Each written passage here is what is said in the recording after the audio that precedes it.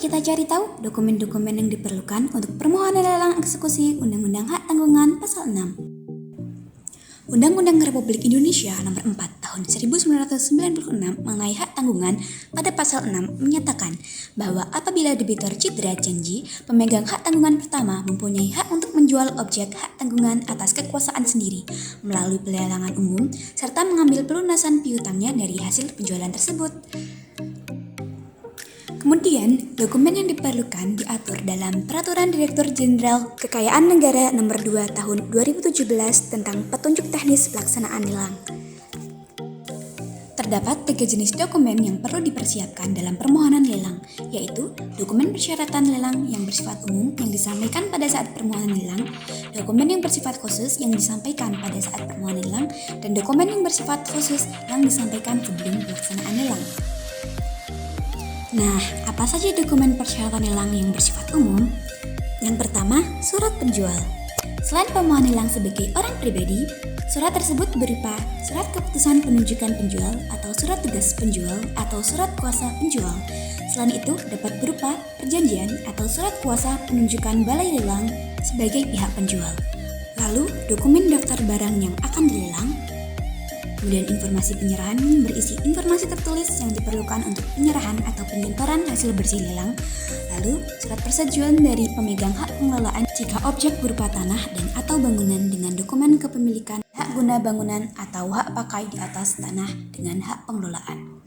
Kemudian ada surat keterangan jika penjual memiliki syarat lelang tambahan dengan catatan syarat tersebut tidak bertentangan dengan peraturan perundang-undangan. Kemudian, surat penetapan nilai limit dari penjual dalam hal lelang menggunakan nilai limit.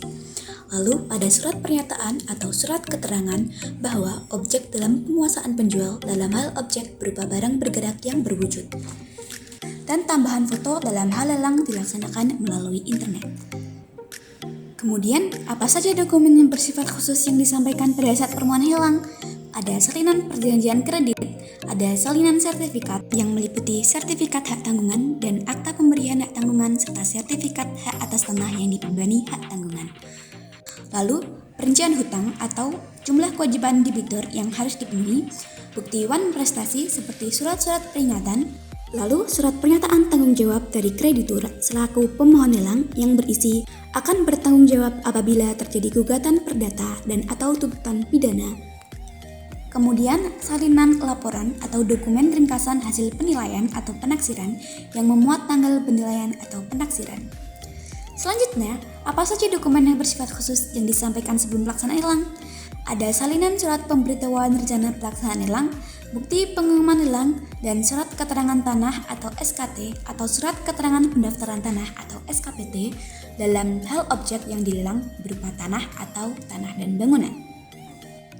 Sekarang sudah tahu kan dokumen-dokumen yang diperlukan dalam permohonan lelang eksekusi? Terima kasih. Ayo ikuti kabar dan informasi terbaru di sosial media kami. Sampai jumpa besok lagi ya.